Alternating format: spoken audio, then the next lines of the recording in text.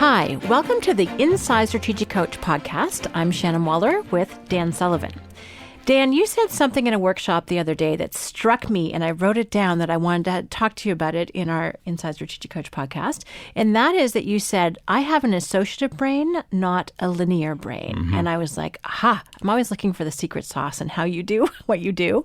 So can you describe what that means? Because I think that's true of me. I think that's true of people I'm close to, and I know it's true of a lot of our clients. But I've never heard that particular distinction before. So what for you is an associative brain versus a linear one?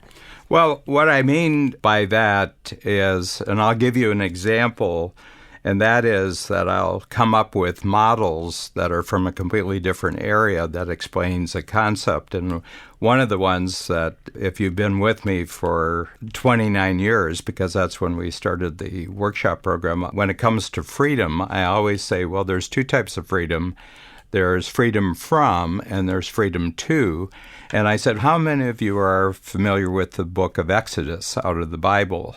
And, a lot of hands go up. And I says, well, in Exodus, the skills that get you out of Egypt are not the skills that get you into the promised land. So I said, there's a freeing yourself up from something you don't like, which gets you out of an oppressive situation, which is the story of Exodus. And I said, but that doesn't actually get you to where the freedom to do what you want to do. And Moses, who's the greatest force, and depending on what religion you grew up with, I grew up Catholic, you had the Old Testament and you had the New Testament. And I said, Moses is considered the greatest figure in the Old Testament, but he did not have the skills to actually take the children of Israel into Egypt. So he had the skills to free them up from something that was oppressive, but he did not have the skills to free them to actually go to where their destination actually was. And that's what I would call an associative brain, is that I'll see other models, I'll see stories and everything else, and I'm explaining a concept or a tool, and in order to do that, I just tell a story. And if you look at the actual Bible itself, I think the people who created the Bible and other books like that were associative thinkers. They were always coming up with models. And I'll give you another one. I think Einstein was an associative thinker.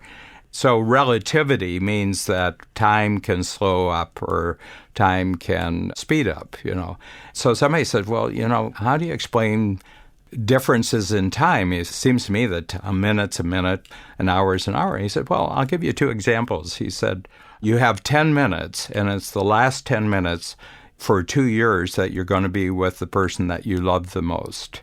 Okay, and it's 10 minutes, and then there's 2 years separation. How long do those 10 minutes? And he says, it's just like a blink. They go by. You're desperate because the 10 minutes go by just so much like that. So that's one 10 minutes. And he said, I'll give you another 10 minutes. You've been forced to put your hand on a hot stove, and your hand is actually being injured by it for 10 minutes. How long does the 10 minutes last? He says 10 minutes lasts forever. So we got 10 minutes over here, 10 minutes over here. They're not the same 10 minutes. He says that's relativity. That's a great example. Yeah, Dan. And so the brain really loves stories. The brain really loves models. So it's not logical. There's no reason if you said, well, find a story that will actually illustrate that. It's hard to do unless you have the story already in your mind. You say, hey, this is exactly the same kind of story. So when entrepreneurs talk in the workshop and they bring up issues or they bring up problems, I'm constantly searching my brain for some piece of information. It might be from history. It might be from movies I've seen. It might be stories and my own experiences.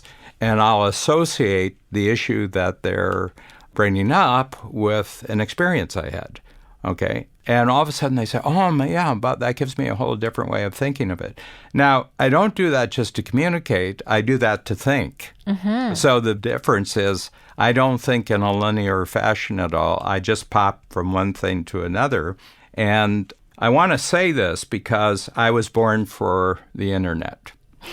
So I was born in 1944. So I was born 50 years before the internet came along. But the first time I sat down where you could actually go on the internet and you could go from topic to topic and you could jump and say, oh, that reminds me of something. And I go over there and I say, oh, that's really, really interesting. That's kind of like, and then I'd go over here and I'm hopscotching all over. And I do that, on average, I do that for about 2 hours every day. And the interesting thing, people say, well, why don't you get one of those algorithms that actually searches for you and presents what you're looking for? And I said, well, I don't know what I'm looking for. Actually, what I'm looking for is things that I didn't know before. Mm-hmm. And I said, so there's no algorithm can possibly know what it is that I'm not looking for, but that I would be interested.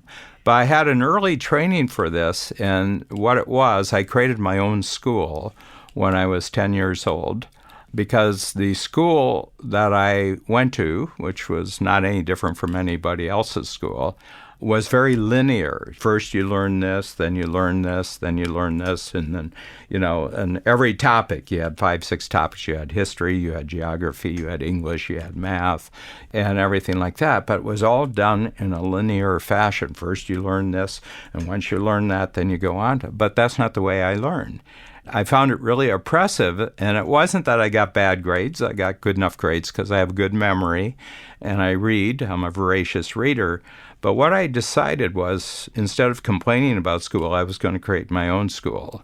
And what I did, I went to the local library, to the reference room, and they had the big complete set of the Encyclopedia Britannica. And I had a notebook, which was a spiral notebook. And I'd walk in, I'd put the notebook down on a table, and then I'd close my eyes and I'd turn around. We're right where the encyclopedia was, and I'd go along, and then I'd get one book, and I'd pull it off, and I'd turn around, eyes still closed, and I'd open up the book, and I'd take my finger, and I'd go like that, and wherever my finger landed, it would land on an article about something, and I would read that article. And in my spiral notebook, I would write down notes. So, gee, I didn't know that. That's really, really interesting. And then at the bottom of each article, they had cross-references to other subjects that you might be interested in. And I'd go like this. I'd just point, and I'd hit a cross-reference, then I'd go to the cross-reference. And I'd spend 2 or 3 hours just hopscotching, just like I do on the Internet. Now, I was in a linear school system, which I found very oppressive, so I had to create my own separate school system that was an associative thinking school rather than a linear thinking school. I love it. Early internet per Dan. Yeah. A couple thoughts occur to me. One is that what you've described is often how people talk about an ADD brain. Mm-hmm. So attention deficit disorder, which, there's lots of different conversations about that. And there is a correlation with Kolbe between a preventive, a short follow-through, and initiating quick start or implementer. And it's that, ability to switch quickly, mentally, mm-hmm. between different activities. I love it because you've used it to actually build interesting pathways that are not predictable. Mm-hmm. You went and found different things. You actually were training your brain to make those connections. Mm-hmm. Dan, I don't know any other 10-year-old who's ever done that. I'm sure there are some, which is kind of fascinating. And you do it now with the internet. But what I love seeing is you do it in the workshop. Mm-hmm. So there'll be a conversation come up, and then you'll connect it to something else. Those connections really help people make sense mm-hmm. of their experience and get them out of that linear pathway where they were feeling kind of stuck and into a much broader perspective. Is that how it feels to you too? Yeah, and the thing is that, first of all, I think you're born with this. My sense is that it's factory equipment that you're born with this. I know people who have linear brains, and they can stay with a topic, and they go 7, 8 hours, and they can actually follow it sequentially for 7, 8 hours. Mm-hmm. Well, for them, they've got to be in circumstances where they get rewarded for doing that, and they mm-hmm. get supported for doing that. I think people who do cryptanalysis, like they're investigating something, forensic accountants or forensic mm-hmm. lawyers, and everything like that. So the thing is that neither way of thinking is actually better than the other. It's just that if you have a particular way of thinking, don't think you should be thinking the other way. Mm-hmm. In other words, take complete 100% proud ownership of the way that you're thinking and then maximize the value of that, but get yourself in the right circumstance where that way of thinking actually creates value that other people appreciate and that you're a hero to them.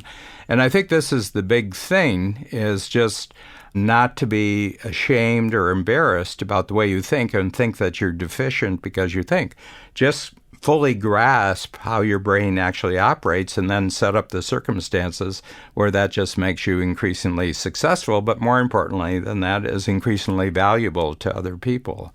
And I think this is the thing. And it's only, I would say, that making the specific decision that I'm just going to base the rest of my life on this, and this is my strong suit, is fairly recent, even though I had unique ability down and everything. But within the last 2 or 3 years, in my 70s, I said, my whole future is going to be based on this skill that I've been developing ever since childhood. To me, it's your recipe for creativity. It's how you come up with stuff. And I said, I've always been, not that I study you, but I pay attention to how you do things. I'm always querying how this works. So that's what was so fun. And I think building those connections and those capabilities, and as you said, owning it, take full ownership. And I think anytime any of us if you have a linear brain and you try to be associative, that's painful and hard, and probably don't get much linear results. And when you have an associative brain and you go and try and be linear, it's a similar experience. So really just staying in your lane, but also partnering up. If something does require linear thinking, that you partner up with people. And the truth is that all projects which move everybody forward requires every kind of thinking, okay? And it has to be a teamwork. So there's projects which I'll reach the borderline where I've done my associative thinking, and I'll say, okay, now I have to go over to someone who's really good at linear thinking and just tell them how far I've come, and now that part of it. And I'm saying like there's 2 types, but I suspect there's, there may be 10 different ways of thinking, but it's the only one that I'm really responsible for is the one that I have, and then to have an enormous appreciation for people who think differently than I do. I love that. Dan, just before we wrap up, if someone else identifies with what we've been talking about and thinks that they have an associative way of thinking as well, what are some things that they can do? How can they take action to either strengthen it, to own it, to maximize it, as you've talked about? What would be some tips that you found work really well for you that might also work well for others? Well, first of all is to just spend some time actually experiencing how they actually do think.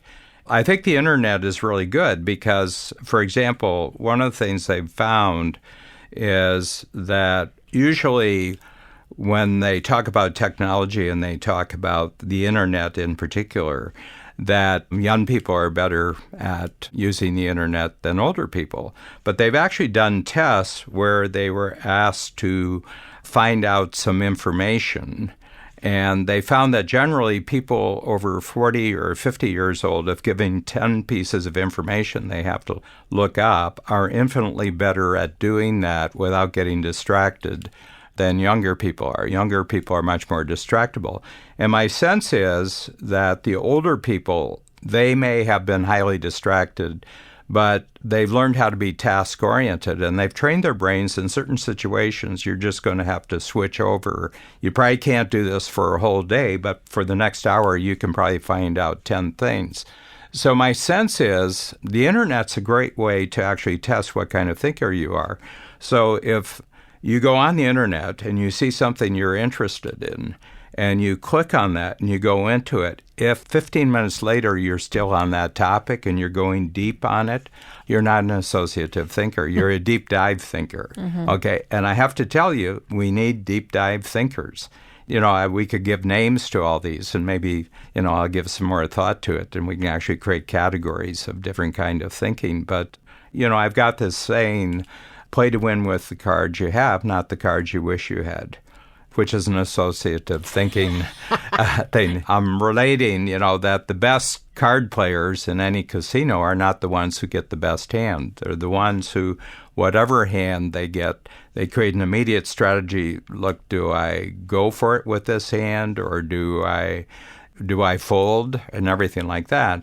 And the best card players are the ones who recognize the playability of the hand they have, and that says whether they're actually going to bet on it or not bet on it, how they're going to bluff if they're not going to bluff. And so my feeling is the intelligence you're born with is like a hand that you were given, except it's a lifetime hand. And then you want to now associate the hand you have with the situation where this hand, one, can be admired and respected and encouraged, and then you can translate the hand that you were born with into higher and higher economic rewards in the world, and you can produce results with that. Entrepreneurs are out of Egypt. I would say that 95% of the entrepreneurs that I meet have the freedom of getting away from what they don't like, and that's one of the reasons why they became an entrepreneur, because they can't work for somebody else, because anybody they'd worked for would try to force them into a system. So they've declared independence from other people's systems, but they haven't followed through to freedom two. How can I take this unique thinking ability I have and now maximize it in the marketplace?